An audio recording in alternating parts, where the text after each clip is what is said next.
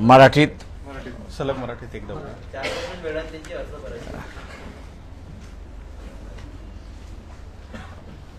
वंचित बहुजन आघाडी राज्य कमिटीची काल बैठक झाली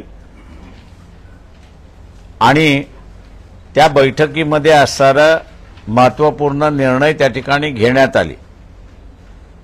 त्या निर्णयाकडे मी असणारा नंतर येतो, परंतु जे आमच्याबरोबर समझोता करायला उत्सुक होते त्यांना आम्ही म्हणालो होतो की जरांगे पाटील या फॅक्टर आपण लक्षात घेतला पाहिजे, पण दुर्दैवाने तो फॅक्टर काही लक्षात घेतला नाही आणि म्हणून काल जरांगे पाटील आणि पक्षाच्या नेत्यांची, मी आणि फारुक अहमद आणि किसन चव्हाण अशी बैठक झाली आणि या बैठकीमध्ये पहिल्या फेजची निवडणूकचा अर्ज आज संपतोय, पण दुसऱ्या फेज पासूनचं जे आहे त्याच्या संदर्भातली असणारी चर्चा ही 31/1 आणि 2ला पूर्ण करायचं असं त्या ठिकाणी निर्णय झाला। चर्चेच्या दरम्यान शेतकऱ्यांचा आणि बेरोजगारांचा प्रश्न आणि विशेष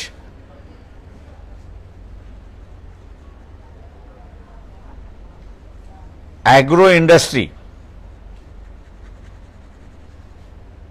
याला प्राधान्य कसं द्यायचं आणि ग्रामीण भागातून उद्योजक आणि व्यवसाय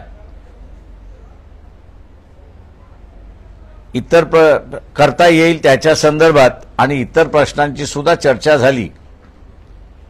त्या सगळ्या महत्त्वाच्या चर्चेमध्ये आजपर्यंत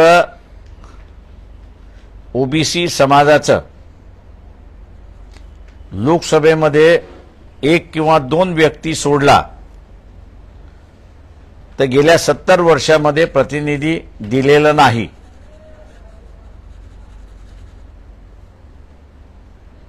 तेव्हा यावेळेस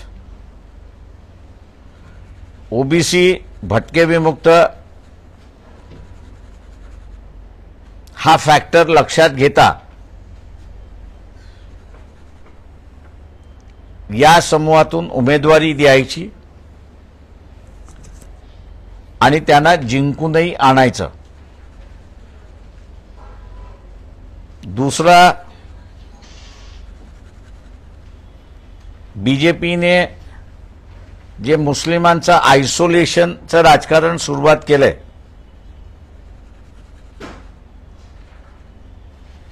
त्याला थांबवण्यासाठी या लोकसभेमध्ये मुस्लिम उमेदवार सुद्धा आपण उतरायचा आणि त्यांनाही उमेदवारी द्यायची। तिसरा, जैन समाजाचा सुद्धा उमेदवार आपण उतरवायचा आणि त्याला जिंकून आणायचं अशी असणारी परिस्थिती आहे।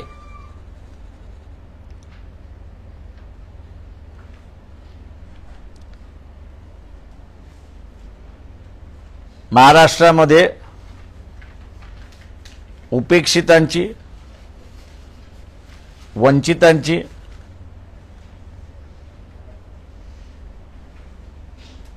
आणि गरीब मराठा, मुस्लिम आणि इतर यांची ही नवीन वाटचाल आम्ही त्या ठिकाणी मानतोय।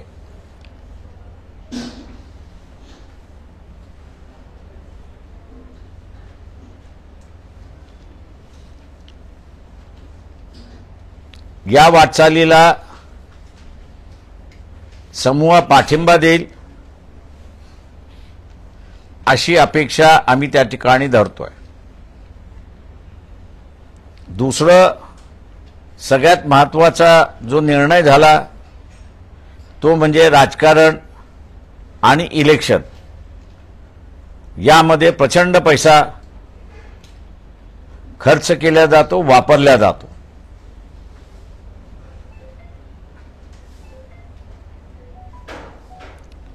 आणि त्यामुळे निवडून गेल्याची बांधिलकी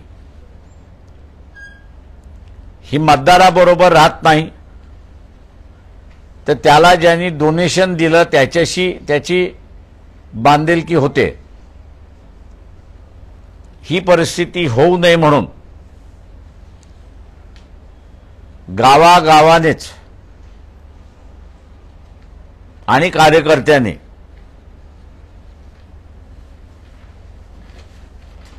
प्रचार सुरुवात केला पाहिजे. शासनाने नेमून दिलेल्या खर्चाच्या मर्यादेच्या आतमध्येच किंवा त्याच्यापेक्षा अर्ध्या खर्चामध्ये या निवडणुका पार पडतील असं प्रयत्न आमच्याकडून त्या ठिकाणी होणार आहे. पैशाचा रोल हा इलिमिनेट करता येणार नाही, पण मिनिमाइज करण्याची कालचा निर्णय आमचा त्या ठिकाणी झाला, जेणेकरून इंग्रजीमध्ये ज्याला डिझर्विंग उमेदवार आपण म्हणतो त्याला उमेदवारी मिळेल. आणि आज जे आयाराम गयारामाचं जे राजकारण आहे, मला इथे उमेदवारी मिळाली नाही तर मी त्या पक्षामध्ये जातो, हे आपल्याला असताना थांबवता येईल अशी परिस्थिती आहे. तेव्हा हे जे निर्णय झाले कालच्या बैठकीमधले जरांगे पाटील यांच्याबरोबरचे, ते मी आपल्यासमोर या ठिकाणी मांडलेले आहेत. दुसऱ्या बाजूस कालची जी बैठक झाली त्या बैठकीमध्ये मी आतापर्यंत आपल्याला जे सांगितलं त्याच्यावरती सुद्धा चर्चा झाली आणि आपण हे पुढे घेऊन गेलो पाहिजे असा निर्णय त्या ठिकाणी झाला. दुसरं, पहिल्या फेजमधले जे उमेदवार आहेत त्यांची नावंही निश्चित करण्यात आलेली आहेत. भंडारा गोंदिया मतदारसंघामध्ये संजय गजानन केवट दिवर समाजाचे आहेत. गडचिरोली चिमूर मतदारसंघामध्ये हितेश पांडुरंग मडावी हे गौंड समाजाचे आहेत. चंद्रपूर राजेश वारलूजी बेले हे उमेदवार आहेत, तेली समाजाचे आहेत. बुलढाणा वसंत राजाराम मगर हे माळी समाजाचे आहेत. अकोल्याहून मी स्वतः उमेदवार आहे.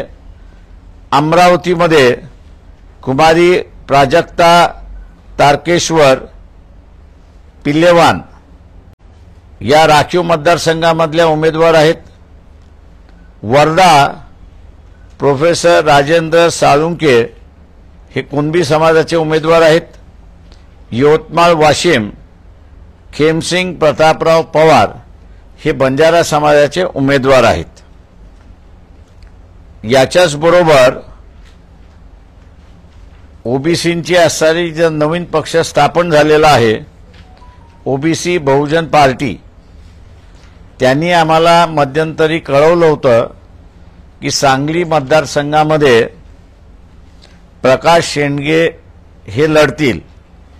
ते जर लढले तर त्यांचा आमचा पाठिंबा त्या ठिकाणी राहणार आहे. दुसरं, रामटेक मतदारसंघ जो आहे या रामटेक मतदारसंघातला उमेदवाराचं नाव हे आम्ही 4 वाजता घोषित त्या ठिकाणी करणार आहोत. त्याच्यातला महत्त्वाचा निर्णय काल जो झाला तो म्हणजे नागपूर पार्लमेंटरी कॉन्स्टिट्युन्सीमध्ये काँग्रेस पक्षाचे म्हणजे इंडियन नॅशनल काँग्रेस पक्षाचे जे उमेदवार आहेत पार्लमेंटरी कॉन्स्टिट्युन्सी 10 नागपूर, त्यांना वंचित बहुजन आघाडीचा पाठिंबा आहे. माझं निवेदन संपलेलं आहे. प्रश्न उत्तर आज नाहीत. अशाच वेगवान घडामोडी पाहण्यासाठी आताच आमच्या जनविकास न्यूज चॅनलला सबस्क्राईब करा आणि रहा रोज अपडेट.